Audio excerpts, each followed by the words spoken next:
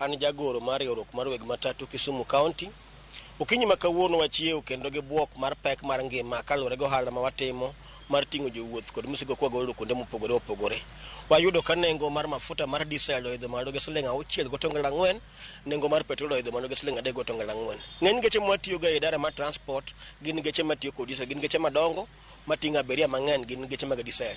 Rate momedenwa odiochieng' ma kawuono kuom nengo mar mauta no ohinyo nikech kuom geche matiyo gi lita madirom Sh100 odiochieng' achiel en medruok mar siling maromo 700 kuom gari ka gari odiochieng' ma kawuono e mafuta. Ka in gi geche madirom 100 nyiso ni in gi pesa moingo Sh50,000 midhi medo expenses magi e chulo mafuta mar sako mar odiochieng' ma kawuono.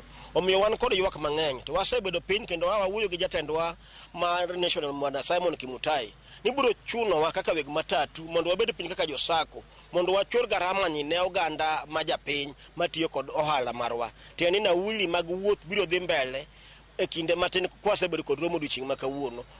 Gimomiyo watimo man nikech mauta no sama omedi to gik mang'eny madhi mbele, spares magwa dhi malo, insurance bende dhi malo, gimoro amora ma itiyo go e matatu biro dhi malo kaluwore gi nengo mar mafuta ma dhi malo no. Erokamano ahinya. Koro in kaka japiny to nyalo wacho ang'o japiny owuon nikech wacho gani sama nengo mauta dhi malo kata ngima japiny bende dhi malo kaluwore ni mauta en achiel kuom gigo ma bende bedo